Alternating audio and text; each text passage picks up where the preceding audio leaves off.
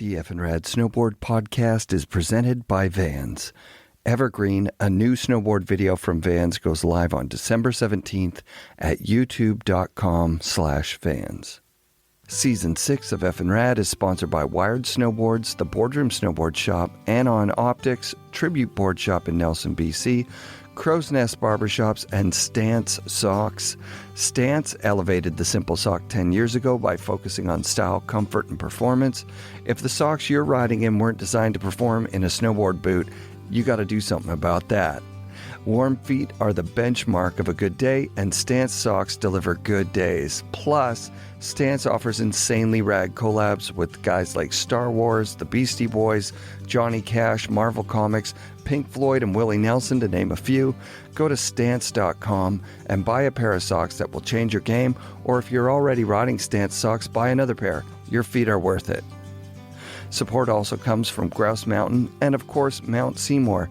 The North Shore Mountains are open and socially distanced, so ride responsibly so we can all enjoy a full season. Beau Bishop joins me on the show this week. Search #PointOfBeau on Instagram and you'll see hundreds of clips of Beau and his friends killing it snowboarding. Trust me, it's totally worth checking out. I met Beau 2 years ago at the Baker Bank Slalom, and I knew I wanted to have him on the show. So here's this week's episode with the one and only Beau Bishop. Yeah, I was born in the States for the most Canadian reason ever, being that my dad was a hockey player. Like he played, he's like sick. A semi-pro. Well, he was a professional hockey player. He never played in the NHL, but he played in the like AHL basically. Yeah. And so we were. What team? So it was the at the time it was the Fort Worth Texans is his first team he played for, which was like an affiliate for the Colorado Rockies, which eventually turned into the New Jersey Devils. Oh, that's so sick. So I was raised in a big time hockey family and played a shitload of hockey my whole life.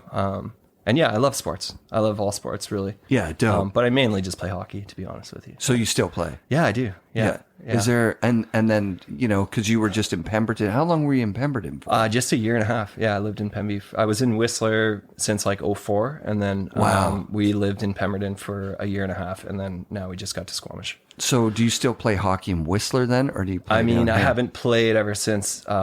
the pandemic. But yeah, before that, I was in Pemberton playing in Whistler all the time. There's no rink in Pemberton, so. Okay. But just beer league, good times, really fun. Get to hang out. It's almost just like way more about hanging out in the dressing room and having beers after the game than it is the hockey. The hockey's so fun too, but it's a wicked time with the boys. That's sick, dude. Yeah. So where did you grow up then? I was born in the States, but raised in just outside of Toronto. Okay. My dad stopped playing hockey when I was like 2 years old. Yeah. And he's from Toronto. So we moved back there, and I'm Canadian. I was born in the States, but I'm very much Canadian. Do you get dual citizenship? Yeah, I mean, like if you're born in the States, you are American, the way they see it. Like I have a social security number, and I don't have an American passport, but I could apply for one or whatever. You could get one, no problem, right? Yeah. That's insane. So yeah, I mean, I've never used it, and I don't, to be honest, plan on it.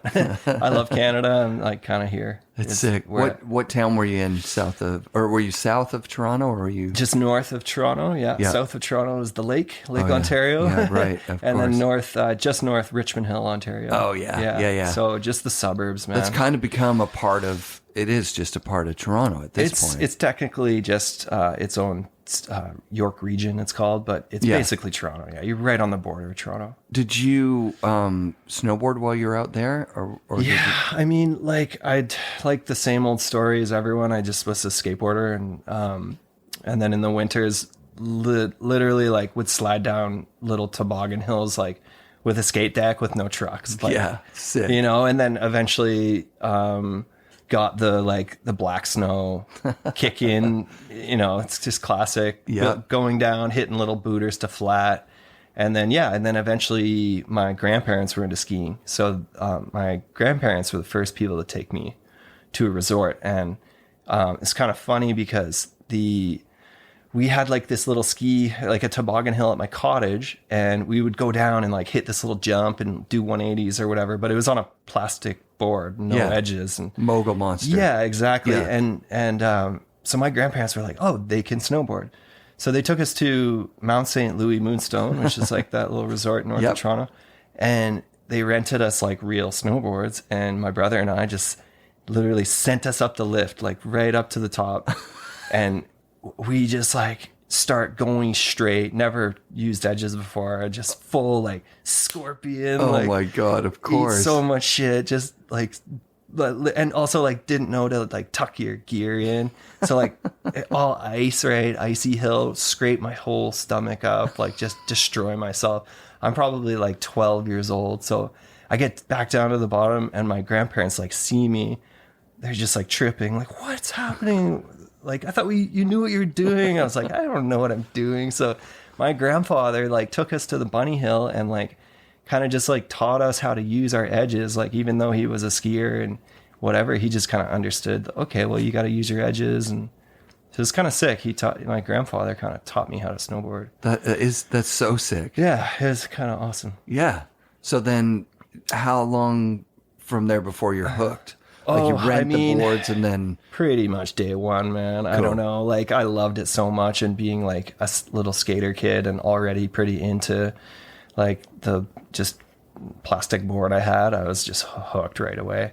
And yeah, I mean, I didn't grow up watching videos or anything. Like, I had no idea what snowboarding was. I just knew I liked it. And I was definitely watching skate videos though. So I started to see snowboard videos and then just started like falling in love with the whole What scene. era of skate video would it be? Oh man, like Fulfill the Dream, like Shorty's time. Yeah. Best, like that was like my favorite skate video ever. Sick. Watch that, like burn the tape out of that one. So were you into Shorty snowboards when they came out? No, I mean, I didn't know what the hell snowboarding was. Oh, even at that point, no, right? No idea. Yeah. I mean, like, I think probably I remember it actually pretty clearly. Like the first time I saw a snowboard video, I was at like the mall at a West 49. Of course. Like that's all we had in my town. Yeah. Like I'm in the burbs. There's no like cool core shop. Totally. I go to like a West 49 and True Life is playing, and I'm like, what the shit is this? Like it just, and we like sat there and he's like wouldn't leave. We just watched True Life. And then that was sort of like, I discovered what like the snowboard world was. And so it's pretty like late to the game in a way for my age, I guess. But yeah, once I started to see that. And then I started like, I saw like Stand and Deliver. So that whole era was basically what introduced me to snowboarding. And then what kind of board do you get at that point? So after my first real snowboard, I don't even know what brand it was. It just said Wicked on the bottom. I think that's the brand. Okay. Like, is that, have you ever heard of that brand? Is it a brand? I think it's one of those brands that, like a Sport Check kind of, like Firefly, Wicked. They totally. tried a bunch of... Okay. They would just put a word on the bottom of like a board press. So usually it was in like China. a 2x4, like so brutal. Yeah. And then after that, I think my real like first good snowboard, it was like a Rossignol, just from some like other shop in Newmarket. Nice. And that was like my first real snowboard, and that's when I started going a lot. Yeah. That's when I stopped playing hockey really, like competitively. And started going up. So what level were you at hockey at that point? I mean, I was never very good, man, to be honest with you. I was like, I was playing rep, I was playing competitively, which was like you're practicing a couple times a week, you're playing like a couple games a week. So, and it's always on the weekends. So when am I able to snowboard? Like never. So basically my old man, like he could see that I was super into snowboarding. And my best friend's family had a cottage at Blue Mountain. Oh, sick. So that was like my ticket. I started going up with my buddy Dan Fair, and his family would take me up to their chalet for the weekend, basically. And we started going like every weekend. So I would just start missing hockey. Yeah. And then my dad was like, well, here's the deal. Snowboarding's expensive. We can't afford both. you clearly love snowboarding. Do you want to just play like rec league hockey and snowboard? If you want to do that, I'll buy you a board and I'll buy you a season's pass. So I was like, done. Perfect. I was out. So I just played like once a week hockey and then snowboarded as much, on the weekends as I could. So we'd drive up and we'd go. And it was sick because we would go like, up on Friday right after school. We'd night ride. We'd wake up Saturday morning, go like all day long, like eat breakfast, gone. Like his parents would like force us to come back for a lunch. We'd eat lunch, like go. We'd be forced to come back for dinner, same thing, eat dinner and go until like 10 p.m. Come back, same thing Sunday until they forced us to leave. So it was just like an obsession. Up at Blue Mountain was like kind of the spot for me. I love how Blue Mountain is. Yeah, Blue Mountain's pretty big for that zone. Yeah, it's funny. It's like, it's not very high, but it's really wide. Yeah. Like totally. if you've ever been there. Yeah, man. Yeah. They got like 6-pack. Yeah. Are you from trailers. Ontario too? Yeah. Okay, Yeah. right. Yeah, So I was in Northern Ontario when I really got into snowboarding. Okay. And I had grown up in Aurelia. So I had friends still in Aurelia. We would go stay with them and then go ride like Horseshoe Valley. Nice. Yeah, and Blue Mountain. Okay. Blue Mountain is so rad because it's like, it's so short, but it's so wide. And every run is the exact same run. I know. Yeah. But they had a pretty sick park. And like they had this little double 2-seater park chair and it would you do like 100 park laps. 100 laps. So it was sick. And on ice. So like anyone that's from there, when you come out here, like the type of conditions that you're used to on the regular there. Oh yeah. Happen here like once a year. I know. And it just like closes everything. You wouldn't even go if it was like that. Oh yeah, here. I know. So then you get out here and it feels like everything is just so soft. Funny enough though, the year I moved to Whistler, which was 0405, I don't know if you remember that year. Trying to think. It was the worst snow year in like the history of this area. Yeah. But I didn't know any different. I was like, I just moved to Whistler and it was a sheet of ice up there. And I was like, this is so sick. It's a giant sheet of ice compared to my little sheet of ice that I came from. Like it was so bad. But I didn't know any different. So it was just so good. Had you gotten hooked up with like a sponsor or shop sponsor when you were in Ontario? Nothing. No, I was just like, I just loved snowboarding and I knew I wanted to like get sponsored and definitely move to Whistler because I love snowboarding and to try and like pursue snowboarding. Rad. Yeah. And so 2004, you just graduated high school kind of thing? Yeah. I graduated high school and worked that summer for my uncle roofing. Nice. And moved out to Whistler with like $1,000 in my pocket alone. Like no friends, nothing. Did you drive or did you fly? No, I just flew. I had like a couple connections in town. Yeah. I had my old neighbor lived in Vancouver. So I like crashed with him for a few nights. And then I had like my sister's high school friend lived in Whistler. So that was like my in. I set up some job interviews like before I even arrived. She picked me up at the Greyhound.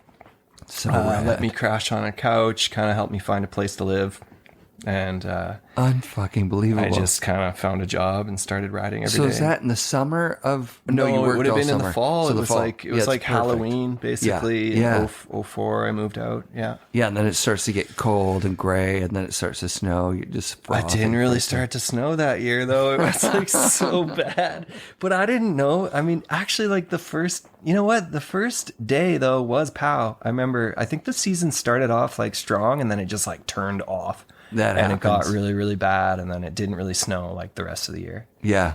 It was horrible. I remember there's like a strip of snow like from bottom of like Green Chair all the way to like the mid station. Yeah. It was like no snow. And then I think I do remember that year. Yeah, it was like the worst year ever. It was horrifying. But I mean, it was a good thing I moved that year because I knew no different. Yeah, you couldn't ride out that year. I don't think you could. Like, most of the year. I think maybe at the end of the season, there were a couple of snowstorms, like super late, like March. Yeah, maybe. And then, but everybody was already over it. Yeah. You know, like it felt like the season had passed. Yeah, it was awesome. It didn't bother me at the time because I didn't know what powder was and it didn't really matter. So.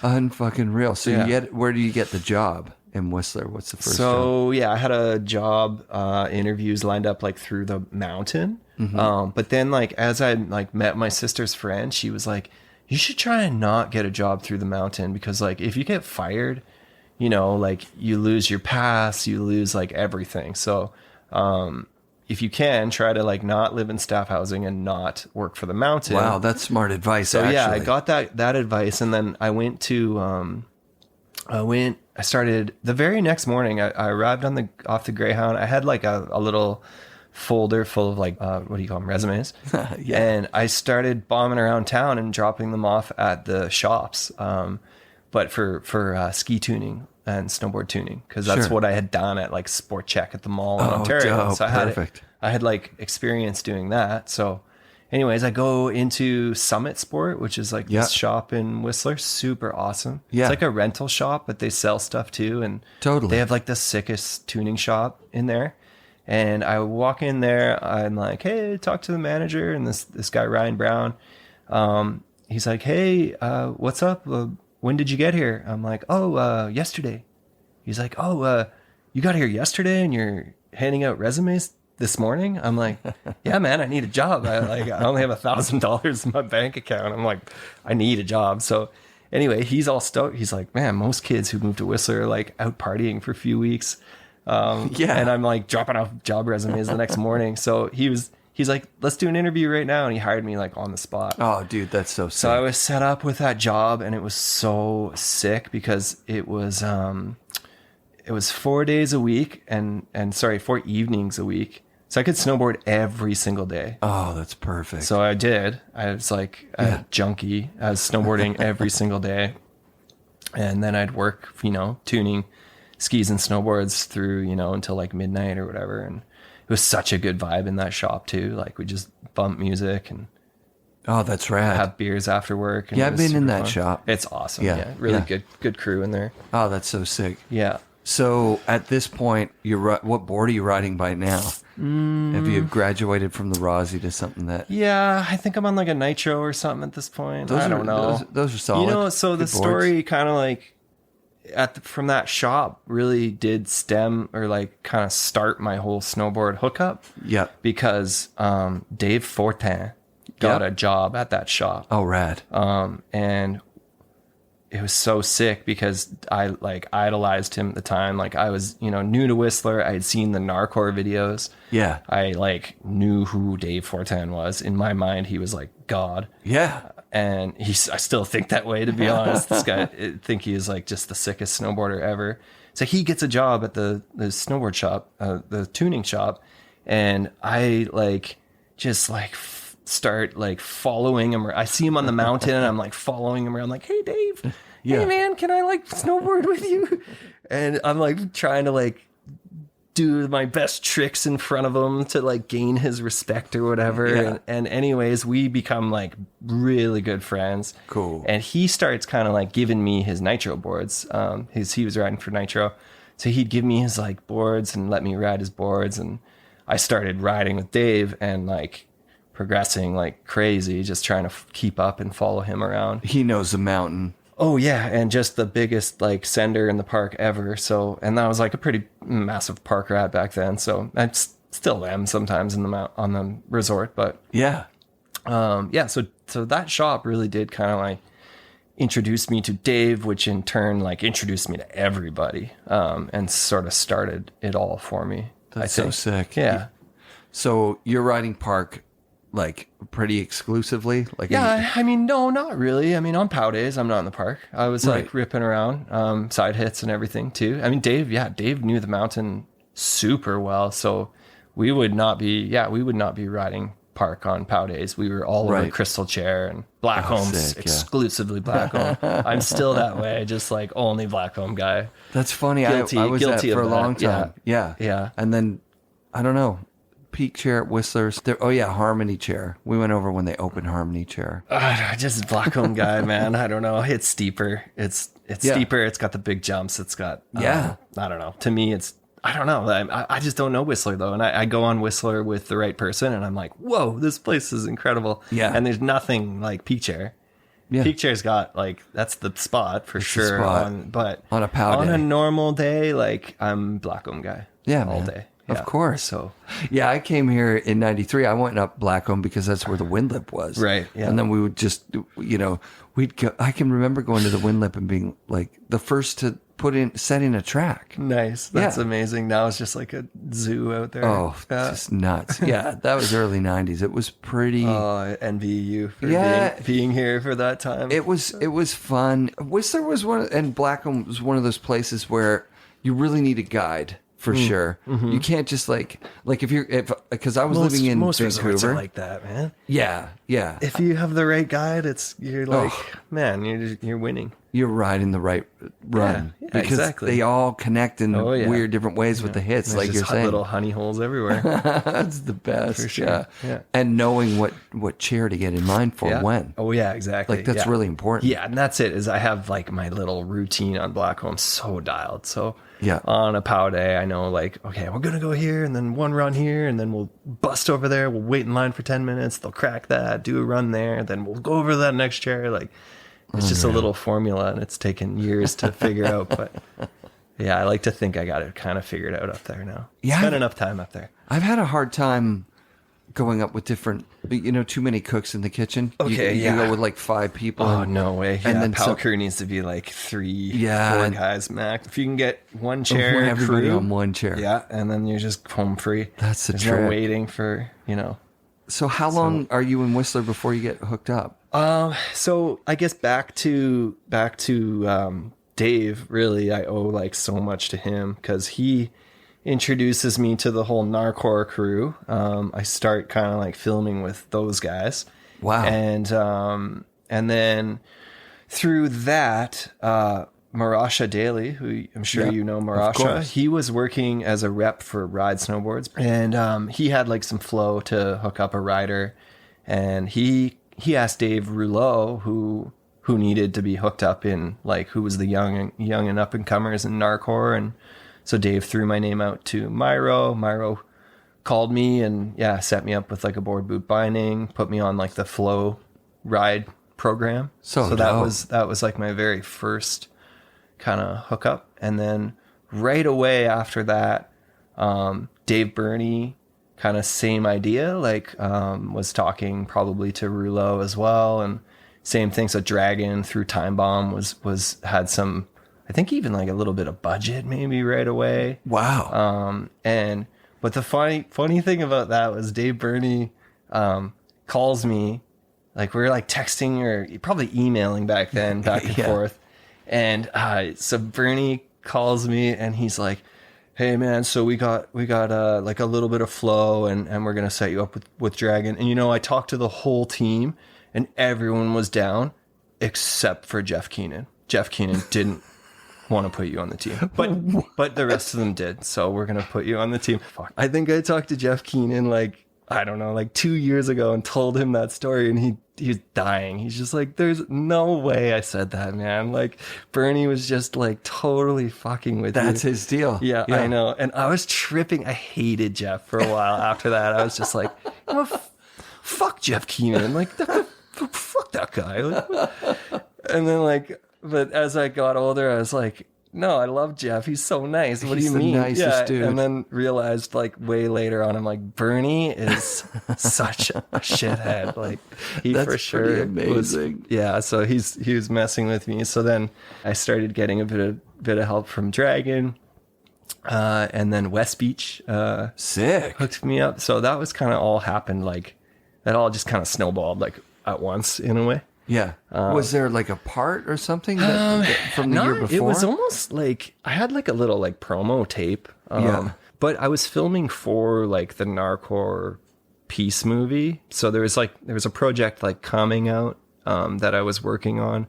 And but yeah, I didn't have like a full like part or anything in a project. That was sort of my first ever project I got to work on. What year is this? Like 2005, 2006 or something? No, yeah, I think like 06, 07. I'm kind of guessing. Yeah. I'm not really good with like knowing the timeline, dates. I can think of like the projects, the movie projects, and when like which project came after which one. Yeah. But I know, like I remember I definitely didn't have like a solid part in anything, but I had like, all my footage on a little DVD. And I remember giving it even getting on West Beach at the time.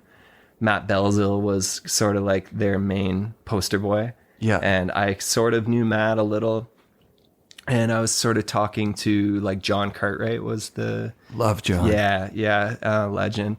And I was talking to him, and he asked me to see my like sponsor me tape, Rad. which is sick. Like back in the day, there's like sponsor me tapes. Now you just like email a link or something. But yeah, so I took a DVD to Belzil's apartment and gave it to him. And him and Jody Wozniak were living together, and I like gave them my DVD. And we like watched it, and they're like hyped me up on a couple clips, and I was so stoked because I looked up to Matt a lot at that time. Even of course, he was already like killing it. Yeah, he's been killing it for a really long time.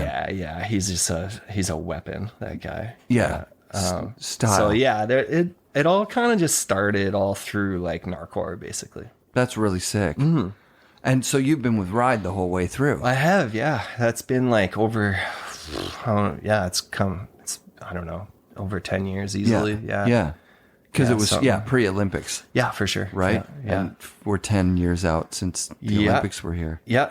And it just slowly kind of evolved from the Flow Marasha program into the national Canadian thing, and then just like a little bit help like sort of dealing with the States a little more now. Yeah, but, sick. Yeah, they've been, my longest term like the longest people that supported their program's really good. Yeah, I mean, they've been through a lot of like change. Even from when I first started, like it was a completely different front office and rider team too. Like, oh yeah, I mean, even like I think the only person left on the team from when I started getting Flow is like Hannah Beeman, maybe.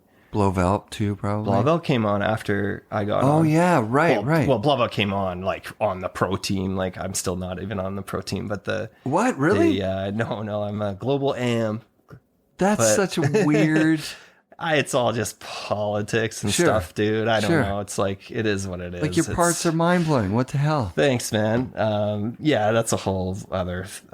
I've seen so much change through that brand. It's been crazy, but I really think they're in the best place they've ever been. But, I've been looking at because I got a pro form through Jay Hilton. Nice. Perfect. Yeah.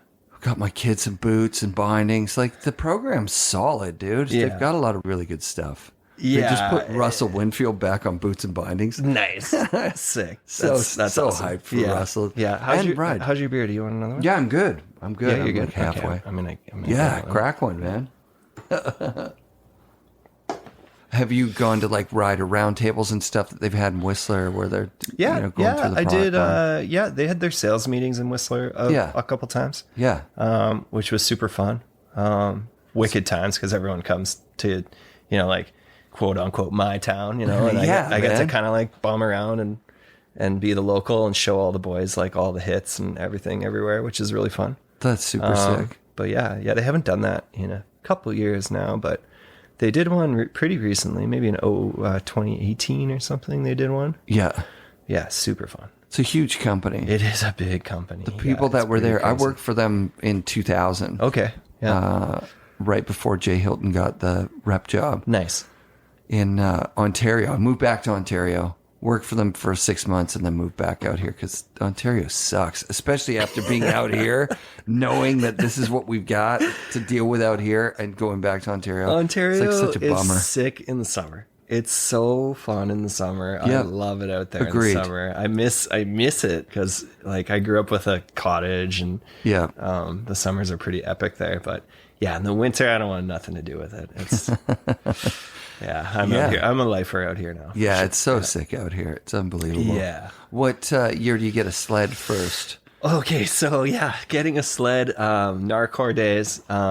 So funny, like again, Narcor is so awesome, man. Like that was just like really shaped me as a human. Who are the main guys? Gerhard. Yeah. Gerhard, rest in peace. Dave Rouleau, Keith Martin, Dave Fortin, Matt Beaudry, Matt Beardmore. Oh, wow. Like pretty all-star crew. Yeah. Getting a sled. So Dave Rouleau was sort of like our coach or something in a way. He was like the guy sort of like really calling the the shots and started like kind of like mentoring us into like how we're going to become pro snowboarders or whatever. Nice. And so he is like, you guys got to get trucks and sleds.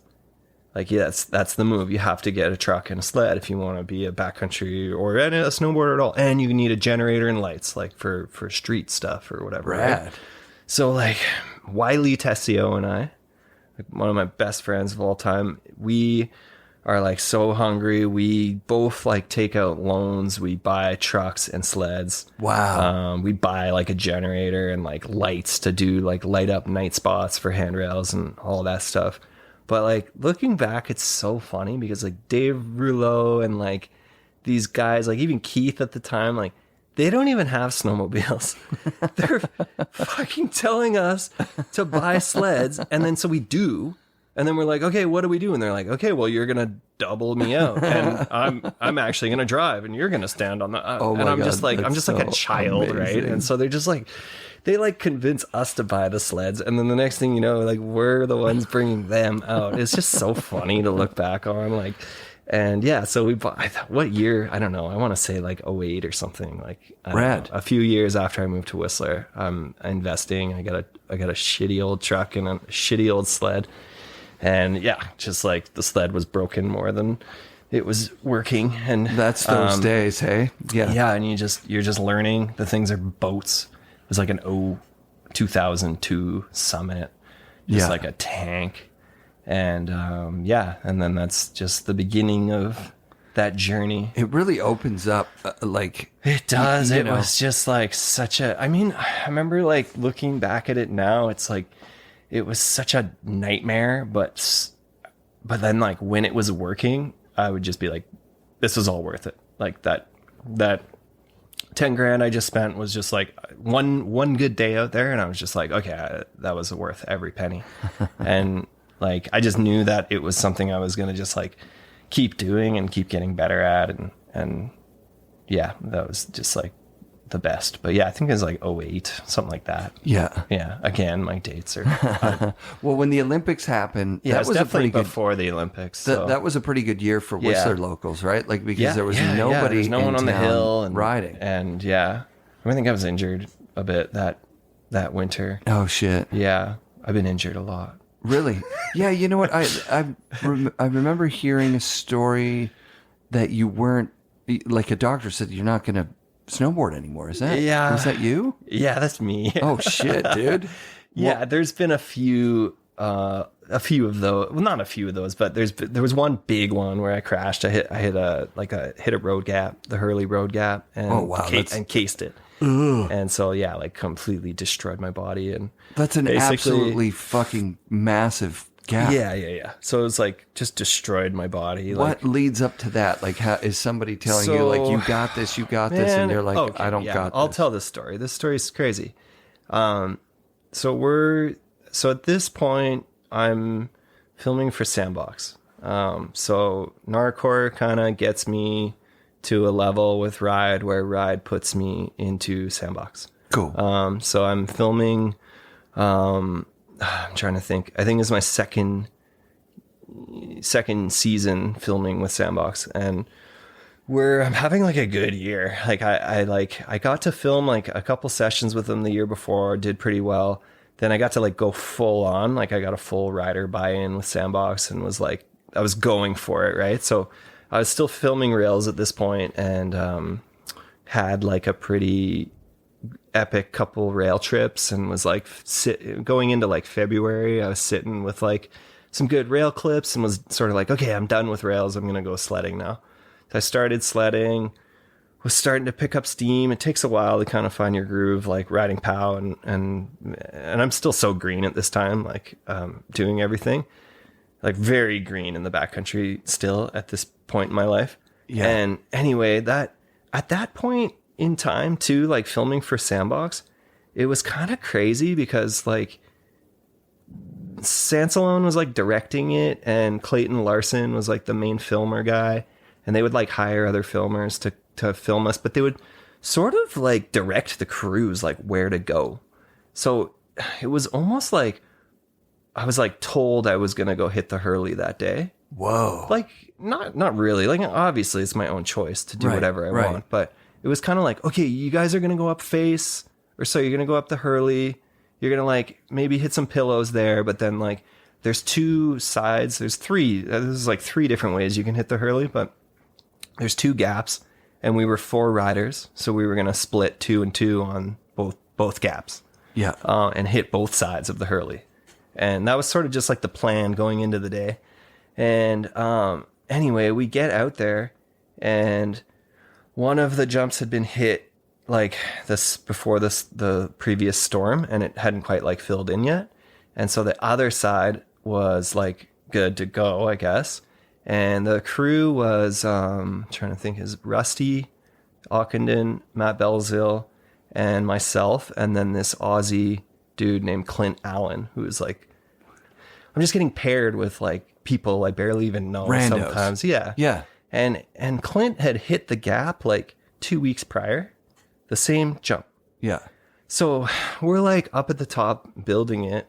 And again, I'm like quite green at this time, and like can't like blame anyone because it's my own decision making and my own whatever. But we like were building the jump, and in like normal circumstance, you would like Rochambeau, like rock, paper, scissors for who has to go first or whatever. Who has to go first or who gets to go first? Who gets to choose? Yeah, who gets to choose. Right, right. So you go first, so I like go first, if whatever. you win, you could be like, you're going first. Totally. And on that gap, on that day, I probably would have been like, yeah, you're going first. And you hit it before. So like, I don't know, this is scary. Yeah, let me check it out. You hit it. Show me where the landing is. So anyways, we're building the jump.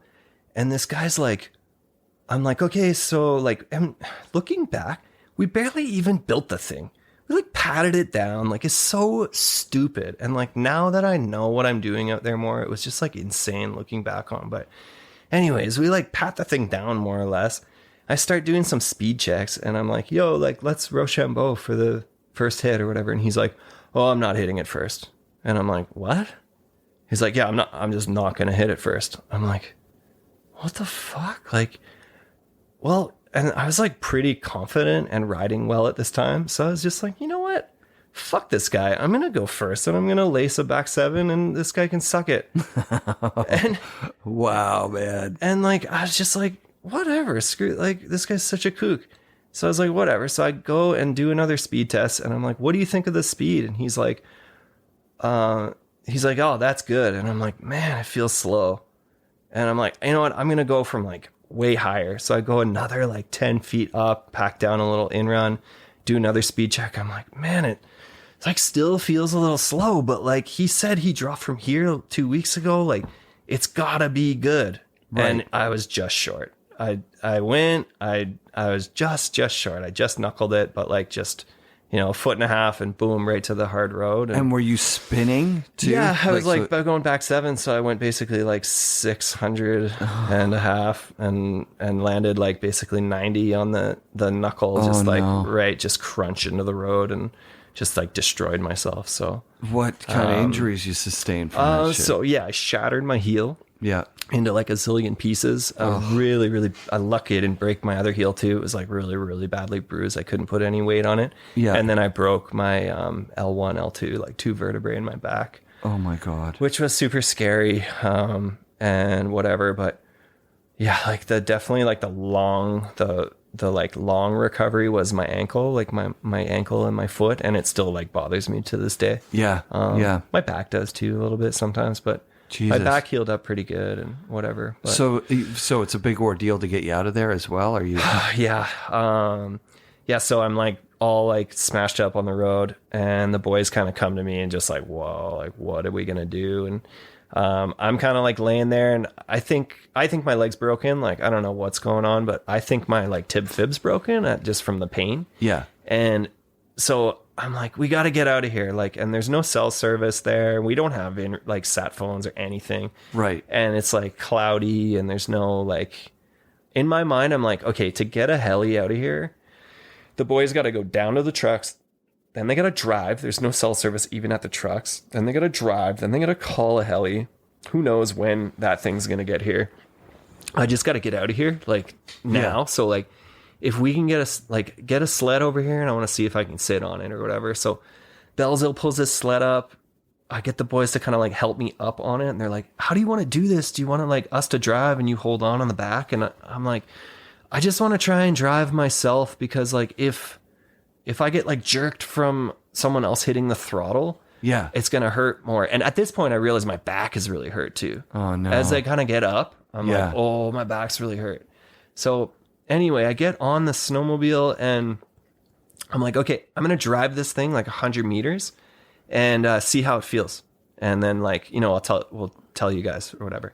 And so I start driving the sled and I just don't stop. Yeah, of course. I just keep going. And the boys are like, the boys are standing there just like watching me disappear and like, I think he's going. Like, so they just grab on my shit and follow me. And oh my God. Anyway, they get me to the hospital and whatever. So you drove out in shock, basically. I did, yeah. And that was a pretty rough sled ride. I remember like getting out and just being like, oh my God, thank God I'm in this truck and we're heading to the hospital. Unfucking believable. And it was the fastest, like I didn't know my back was broken. Looking back, I probably like would have just chilled and waited for the heli. But I mean, I guess, I don't know. Nothing happened. No harm, no foul. I got out. It sucked a lot, but it was, at the time, it was what made sense. And then there's a long recovery from that. Yeah, that was like, dude, that was a big time like life-changing thing, because, I was told like that my foot would never recover. And, you know, I was told my foot might be amputated when they went in to do this surgery. Whoa, are you serious? Yeah. Like they were like, okay, like worst case scenario, like because it was like a low chance, obviously, that would happen. Right, but it was like a part of they were like, this is so destroyed. Like if you ever saw the x-rays, like I could show you it's like a dust. My heel was just dust. It's like amazing that they were able to reconstruct it. But that was a big recovery. I moved home. I moved back east. I needed the family support. Wow. Man. So I took it like really seriously. And then as I started to recover from that, like my physio was really huge. He like really gave me confidence that I could come back and snowboard. Like up until that point, I went back to school. I was like, oh, my life's over. I'm going to go back to school, and started studying like marketing and business and stuff. And was like, well, snowboarding's done for me, so I better, because I was told I would never be able to stand on my foot even for like 8 hours a day. That's insane. Yeah. I was told it was like, you need to get a desk job is what I was actually like, they said those words to me. And I was like, well, shit. Okay. Well, I better go to school. And so I started like going to school, but like started doing my physio. And then my physio was like, no, you're going to be okay if you like really rehab this properly. And I was like, oh, okay. So I started really treating it like a job, and I like wanted nothing more than to get back to, you know. Yeah. Where's your head at during this time? When you moved back, were you so bummed? Peaks and valleys, man. It was a dark time at times, but I had a lot of really great friends and family around me. And, I had wicked support from friends and family. And what's the catalyst for you moving back out here? I signed up for school, and I was doing my first semester, which started in like September. And at that point, I'm like starting to feel really good. I'm like starting to move around really well. I actually like working out like a demon. Like I came out of this injury like dieseled. Like I was like jacked. I've never been stronger in my life than when I came out of that injury, because I was treating it really seriously. And so I was like really strong, and I'm like, well, fuck this. I don't want to be a desk job. Like I don't want to go back and snowboard. So I was like, I'm coming back. So I decided to go back, and then I started feeling good. My sponsors like kept me on. Everyone, you know, like kept me on during the whole recovery. And that winter I came back and even like filmed a half of a part. That's rad. Yeah. Probably shouldn't have, like looking back. I probably should have taken that year to just like chill, because I was like riding scared. That's the worst feeling. Yeah, it took me like a whole year to sort of, like, it took me like a year to get better, my body better, and then like a whole nother year to get my mind better. Right. Because I was like terrified of hurting myself again. Did you feel a bit of pressure having the sponsors still? Like maybe a little. Yeah, for sure. No, for sure I did. Yeah, because I mean, I wanted nothing more and like than to be like a pro snowboarder and like be sponsored and whatever. And like, yeah, I did. I felt a lot of pressure from that whole side of everything. It's unreal. Like when I'm thinking of your parts in the last 2 years, because when you start on the injury, I was like, how the fuck does he get to this point? Like your parts the last couple of years are just thanks, man. Banger. Thank you very much. Big stuff. Like you obviously got your confidence back. You know what I mean? Thank you. Yeah, I mean, it's been a long road of learning and I don't know. Yeah, it definitely took some time, but stuff has clicked in the last couple of seasons. Thanks, man. You know what I mean? Like when I look at the clips, I'm like, oh my God. I would have never guessed that there'd been such a major setback. It's a pretty like traumatic injury along the road. There's been a few, but did you ever go back to the one? Did you ever go back to the Hurley? No, it's like sometimes in the back of my mind, like I'm like, should I? And then other times I'm just like, well, most of the time I'm like, fuck that thing. That thing is so, I don't know. That thing is very sick, but if you see it in person, it's so big. I can only imagine. In video, it's big. It looks great in video. And if you see it in person, it is massive. And the consequence, if you ever case it, is so big. Like I lived it. I cased it. I know. So to me, it's like, it's not really worth the risk. I know I could go do it. I just like, it's like, sometimes I just think like, oh, if I were to hit it again and case it again, could you imagine like what a loser I would be? That's like sometimes like that's the scary part. Like I'm just like, well, what a loser, and then B, like I can't imagine ever having to go through that recovery again and everything. Right. And there's so many cool jumps out there that are not as like consequential and like. And there's also like, there's just like different style of snowboarding too. Right. Lately, like, yeah, I don't know. So you talked a bit, especially about that Hurley Road Gap being thrown in with some just rando crew. Yeah. And how that feels. I never thought about it before. You might get thrown on a trip where you're out of your element. You're not in your hometown anymore. You're out in the world. And you're like, wow, this fucking sucks. This whole time is going to suck. But the Man Boys is the opposite of that, right? Like it seems like if you're riding with your homies and you know they got your back and they're pumping you up. It's like there's the opposite. I'm at the point now where I don't want to really like film with anyone but my friends. That makes sense. It's like painful to be out there without like your homies. And yeah, so like, for example, like King Snow magazine's going to make a snowboard video this winter. Love King Snow. And Crispin Cannon's like directing sort of. Jesse Fox and Crispin are sort of like organizing everything. Rad. And so they called me like a couple months ago at this point, like, hey, we're going to do this movie. Are you in? And I'm like, well, who's the crew? Right. And like my first question is, who's the crew? Who's in? Because I'm not in unless my friends are in. And I'm said I'm not filming without my buddies. So I'm just like, it's so much more about being out there with my friends at this point, and than it is like trying to film like just like, it's just a different time in my life of snowboarding now where I need to be out there and enjoying my time and be out there with people I trust and have fun with. Cause if it's, and I don't want to feel pressure either. And I don't when I'm with my buddies. And you ride so much better when you're with your friends. Like, it's night and day. Like you're with a bunch of randoms. You're just uncomfortable. You're not yourself. You're just not feeling comfortable, but you're with all your buddies that you trust with your life. You trust that they're not going to judge you if you screw it up or whatever. Like, it's just such a nice feeling.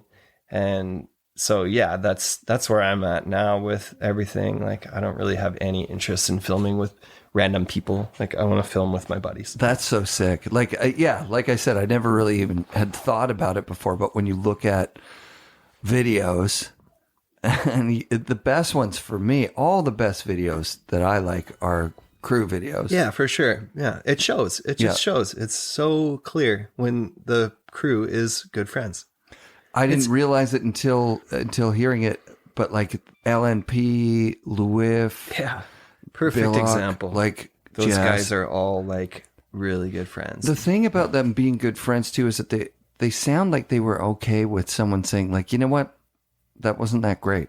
Oh yeah. You know what I mean? Like it was good. Yeah, for but sure. I bet I've seen you do it better. Yeah, that's So, important, man. yeah. And that's the thing with like being out there with like your friends is, you know, they have your best interests in mind as well as like you have theirs. Yeah, I don't remember where I heard it, but there's sometimes where like, you know, if you're filming for a trick and your buddies are there and people are starting to get like bummed out and bored, like, okay, you might not get this tonight, then you kind of land it sort of okay, and they cheer super loud so that it's like, So they now can, it's they can over. go home. Like we just want to go home. Yeah, that's evil though. It's evil, Yeah, right? Yeah, for sure. Yeah. So like that, I mean, I'm kind of fascinated by the crew thing. How does the how do you join when you join the Man Boys? Yeah, so that's just been like a slowly infiltrating my way into the Man Boys. Like they started that shit like 6 years ago, and I wanted nothing more than to like be in their crew. But Right. they were full. Like the crew was full. They had like their 4 guys, and it was whatever. But yeah, slowly I've just like, I mean, those guys have all been like friends of mine forever, and I've just like grown closer and closer with them over the years. And then yeah, finally they kind of like let me join their party. Yeah, the vibe is so the good. last couple of years, basically. Yeah. Yeah. It's got to be fun filming Yeah, with those guys. they're awesome. They're some, you know, most really, really great friends of mine. So Yeah, super good dudes. and all incredible, amazing, talented snowboarders. Isn't too, that the best? Yeah, it's cool. Yeah, I think that's the magic that happens in the movies. yeah, Right? Like, because we're going through this kind of video renaissance where there's lots of videos, you know, again, and there weren't any for a while. It was like, oh, we're just going to do web edits. Web edits are going to be the thing. for sure. Be Yeah, Instagram TV or whatever the hell it's going to be. yeah, it's a different world out there now. It's so nuts. Yeah, from, you know, like those like sponsor me tapes dropped off at Belzil's house to now it's a different world. Do you have a little bit of pressure on you to keep your social stuff rolling? Yeah, I don't know. Not yes and no, not really, to be honest. Yeah. My sponsors are all pretty great.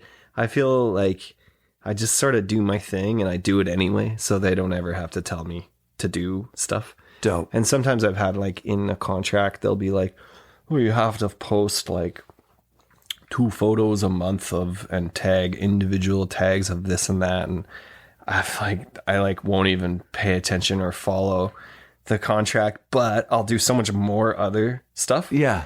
That they're not going to bother me about it, you know? I mean, I feel like for what they are providing I'm doing plenty. If they want to ask me for more, I'm going to be like, you need to give me more too. Like I think I do my job very well. So, yeah, dude, of course. Like you guys want to complain about something, like this is not going to work.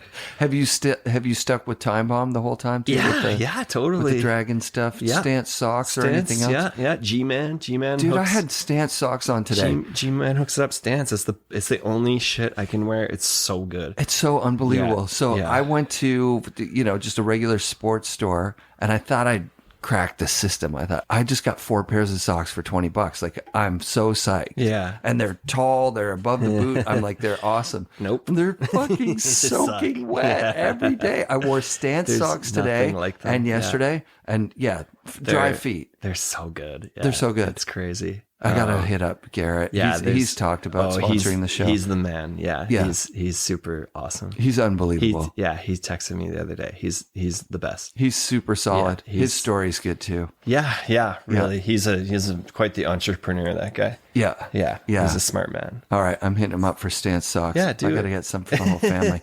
They Hook 'em really up, do G-Man. work. That's like when you moved out here from Ontario. Did you have any idea about technical clothing and all that sort of thing? No, I didn't have any idea about anything. Yeah. I was just like this little child, like lost in my world. It was so crazy to look back on, like my life back then. It's so funny. You made the call and you moved out. Most people don't. Yeah, I just was like, I just knew I didn't want to be where I grew up. I was like, this isn't really for me, and knew that I loved snowboarding enough to sort of like want to be able to snowboard like every day. So That's dope. That was How often do you get to go now? You told me before we started you've already done 4 days out there. Is that right? Or did you say 2? 4 days snowmobiling and 2 days on the resort. How's Whistler this year? It's cool. It's pretty sick, it's right? Fine. I mean, the reservation thing is kind of bunk. It's weird, but like you keep trying to reserve days and they're all booked, but then the morning of they're like open. So I don't know. I don't know what's going on. I'm sort of still figuring it out, but as far as the mountain goes, it's pretty sweet. Like it's not as busy, right? No, I mean, I was up there for opening day and it was like the quietest opening day I've ever seen, which is crazy. So it could be the best year ever, you know? Like it's kind of could be good snow coming this week could be too. Sweet. Yeah. And then same with the backcountry sort of stacking up too. The coverage is getting good. It's pretty bony out there still, but just got to kind of tread lightly. And I don't even know what that means. It just means it's really rocky. No, I know that part, but I don't know what treading lightly means. You know, I know. Like well, with the sleds, it just means like don't be side hilling everywhere and trying to like punch trails everywhere. It's like stick to like your one little tandem track and don't go snowmobiling right now. Like you use it strictly for like access to snowboarding, not like sled necking around and you're just gonna smash your sled. Like how about, I've seen a couple already, like carnage out there. And how about like snowboarding? Is it dangerous to? I mean, you just like same idea. Tread lightly, like be light on your feet. You know, if you see a bump, it's probably a rock. It's probably a big rock. Like just stick to the nice open looking mellow stuff. And like take your time. It's early season. You just got to keep the froth tanks like not overflowing. Yeah, I don't want to go out and just wreck the sled right out. No, man, don't. I'm gonna. I mean, usually, I usually I don't snowmobile until like mid-December at the earliest. But for whatever reason, this year I was just Brome is so close now, and it's a good spot for early season. So we've been kind of going up there a little bit, and that's pretty sick. Yeah. The access is doable. Yeah. Oh yeah. It's mellow. It's just like a logging road. And then you get right up to a sweet run. Yeah. We're supposed to go south of Revelstoke for a trip. Cool. The 16th to the 22nd. Good. Great. And it looks like the snow is good. Mm-hmm. But Al Clark lives up in there and he's saying that the townsfolk are like, dude, we're closed. Like, south of Revelstoke. I've heard of this elusive river full of yeah, exactly. So he's Zippermouth Creek, is it? Zippermouth Creek. Yeah, so he said he actually told me last night he was running Shin Campos out of town. Nice. He's like, fuck that guy, man. He doesn't believe in COVID. He's not wearing a mask or something. Shit. Yeah, it was crazy. Oh man, that's funny. I don't know if we're gonna get to go or not. Well, hopefully you do, because I've heard. I've been south of Revelstoke, nice. But I know the spot you're talking about. I've never been there. Yeah, it's supposed to be good. And locals only spot though, big time. You gotta have an inn there. You got to be paying to play, right? Oh, big time. You got to stay somewhere. You gotta treat the locals well, pay them basically. Yeah. So that's a dream. I definitely want to get to that spot, a little secret spot you're talking it's all closed up. Al's Cabina's off the books for this year, and good for them. They're gonna have that place to themselves. Yeah, probably. Yeah. I think they're starting to get to the point where a lot of people are going. So having a year to yourself like saying like before, the backcountry is going to be crazy busy this year too, and it's just going to be kind of scary how many newbies are out there just flailing around, and you got to educate yourself before you go out there. Yeah, it's important, man. Yeah. And the crew makes a huge difference, right? Yeah, you definitely want to like kind of trust who you're going with, and if you're going with people that you're not really sure, then maybe you're the one who knows the most, so you need to kind of take charge and be the leader out there that day or whatever. So I mean, whoever is the most experienced is sort of, you need to be ready to be the in charge of the rescue or whatever. Yeah, so Jody was talking to Buff on his show this week. Yeah, I started that podcast. It was super sick. I got to do that bald-face course a couple years ago. How fun was that? Yeah, I don't know. It was like I did it twice actually. I did it the second year they did it and the third year they did it, and then I missed the one last year. Yep. But yeah, it's like so amazing, that course. It's really helpful. It's mind-boggling, like how much you learn and how much you like leave like, oh, I learned so much and I know so little. It's like, yeah, it's like the more you know, the less you go.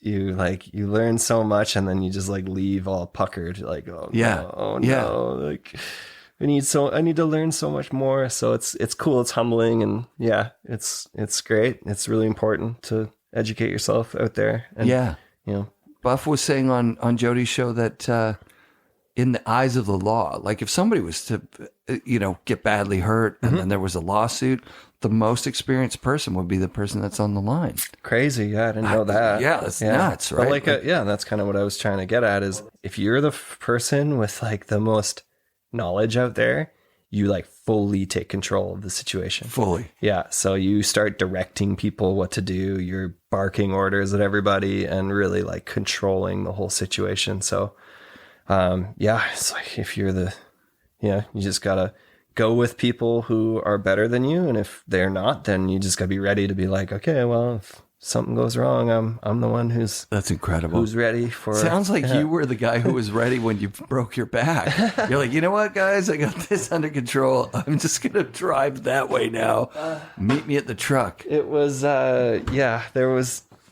that sucked. That was a rough day. But yeah, no shit. No, dude. the boys handled everything. Everyone handled it as good as we could have. Yeah, of course. Looking back, nobody had any kind of first aid gear. Oof. No inReaches, no sat phones, no nothing. Yeah. Everyone has an inReach now, and comms out there, a way to get a helicopter. Yeah, inReach is like a sat phone, right? Like I've got one like right there. It's a two-way. It's just a way to call search and rescue, basically. Yeah. And you can like send messages on it. So like I could like text somebody that I'm stuck, but I'm okay. Yeah. So like I need help, but I don't need search and rescue. Unreal. Or you can hit an SOS button. And if you hit the SOS button, like search and rescue is coming for you when they can, if they can. Yeah. Which they can't often. Right. Yeah. And you might be on the hook for some of the, depending on. I don't know. Does it matter if you need search and rescue? Exactly. Whatever. Yeah. Right. Yeah. Totally. It's like, you might be on the hook for it, but you're not dead. So. Yeah, man. Exactly. Holy shit. Yeah. I never thought I would get a sled, mostly because it's hard for me to say no if I'm there. Like I know if I'm on top of something and I'm out and it's a beautiful day, like, I just can't trust myself to be like, nah, it's too touchy or whatever. Yeah, but that's where it comes. Like if you're with someone else that has that knowledge, they're the one that should like talk you down from that. Yeah, I think that's where I'm at, is that I'm not going to go by myself. Yeah, that's a big one. And the boys I'm like out there with are generally just as or more knowledgeable than I am, and everybody's like the Man Boys crew seems to all be super smart out there these days. Yeah, like everybody did that course basically, and everyone is so like. Yeah, I feel like the boys are pretty good about being safe out there, and that's dope. It's a big change from back in the day, because back in the day we were just so rogue and we didn't know what we were doing, and it's like really, really fortunate and kind of lucky that nothing bad happened, because looking back, like we were just I didn't know what the hell I was doing, and I was out there, just kind of flailing around like. Yeah, being a little sketchy, to be honest. So sure. Yeah, I've seen it. I've definitely seen it. Yeah, but you learn and you just try and do better every year, and fill your bag of knowledge more and more every year, and get the right tools and whatever. How's it changed being a dad? Oh, it's definitely changed, man. Yeah. Yeah, so my son is a year and 4 months now. Congrats, dude. Thanks. Thank you. Yeah, he's my best friend. That's dope. It's so cool. And there's definitely a whole new element of kind of like, just like, what's the word I'm looking for? Just got to be a little more careful out there. Motivation. Motivation. Yeah. To be safe. To be completely safe. Come home at the end of the day. Yeah. Because I got a family at home to. You seem like you have a pretty good head on your shoulders anyways. Like, you're not just like, I don't know. Yeah. Not just out there willy-nilly trying to, no, clips. No, things changed a lot for me like a bunch of years ago when like my life kind of changed many years ago from snowboarding, where I was relying on, like, I was like trying to make snowboarding my sole income, I guess. And then now I also have like a summer business that sort of like pays my bills, and snowboarding pays my bills in the winter, but like I don't make like any money snowboarding. Like I everything I get from snowboarding goes back into snowboarding. Yeah. I mean, like snowmobiles are expensive. Like trucks are expensive. Fuel's expensive. Yeah. Traveling's expensive. So all the support I'm getting is like going right back into snowboarding. But once I kind of like started like my own business and the financial side of like not like trying so hard to make snowboarding my sole like income. Yeah. It really took a lot of pressure. I took the pressure off myself for like feeling any pressure from sponsors. Cause it's like, you know what, if you guys want to support me, this is awesome.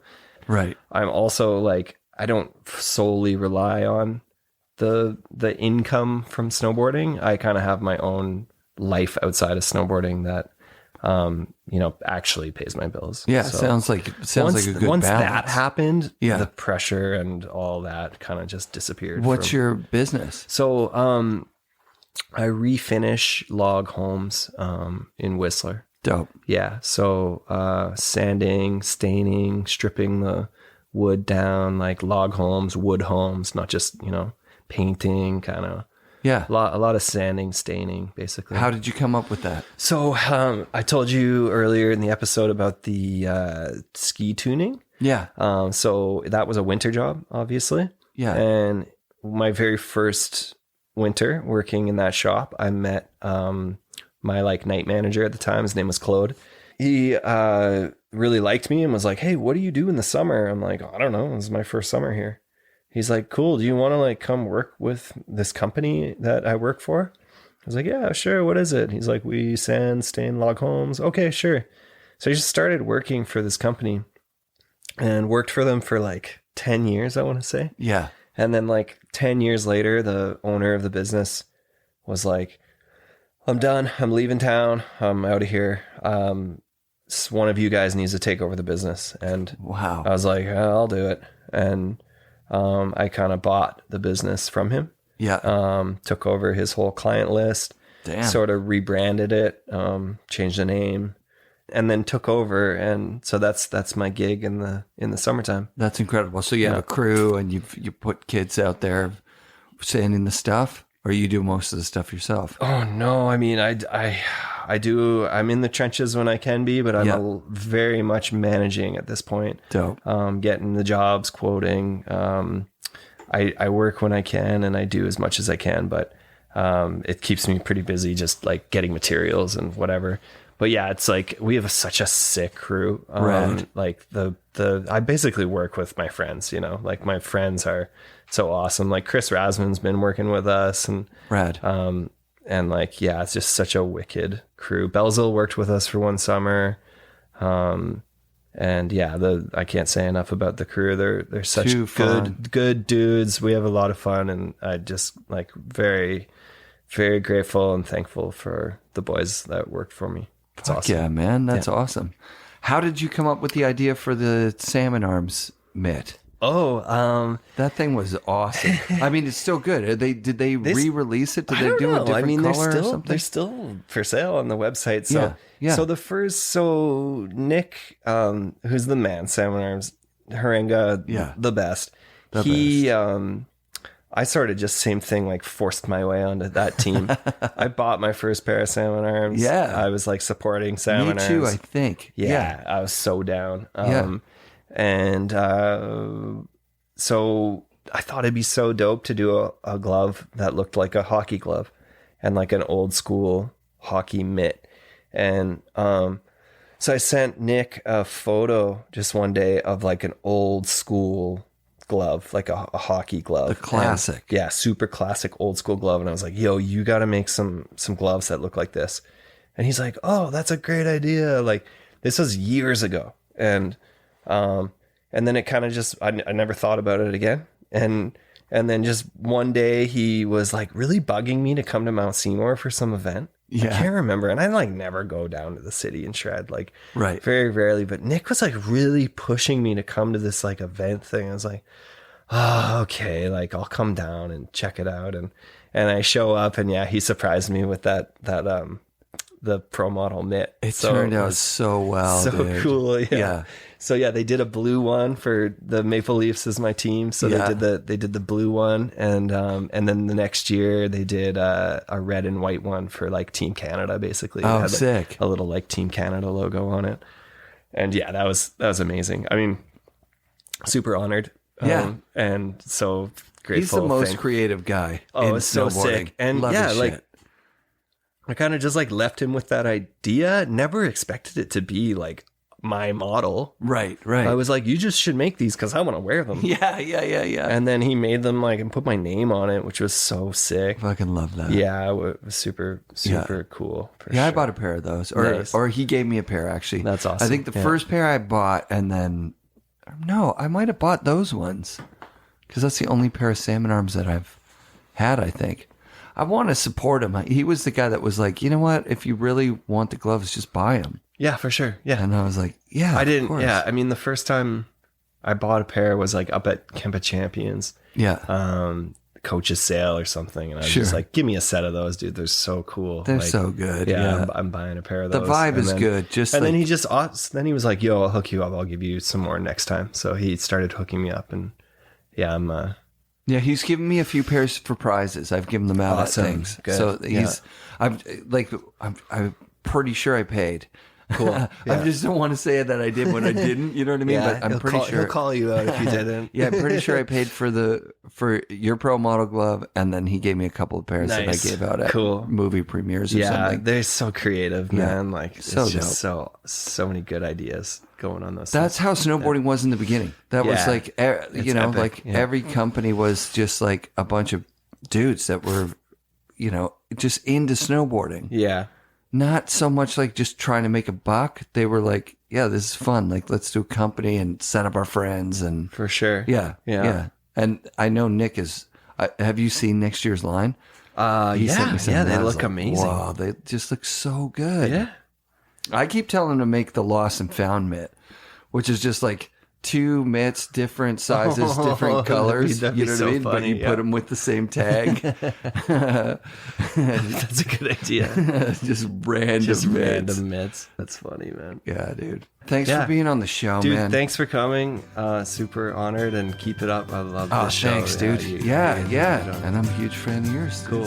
FNRad shout-outs this week to my favorite global AM, Beau Bishop. Come on, Ride. Turn him pro already. Jesus. Thanks to Ken Ack for the constant stoke. Follow Real Estate Agent and Whistler on Instagram and support Ken and his Pro Standard GoPro products. Look those up. They're awesome. Thanks again to Jay Hilton and the boys at Fast and Loose, Salmon Arms, Dragon Goggles, and Stance Socks. And be sure to come back next week for another episode of the FNRad Snowboard Podcast, presented by Vans and brought to you by SIA Productions.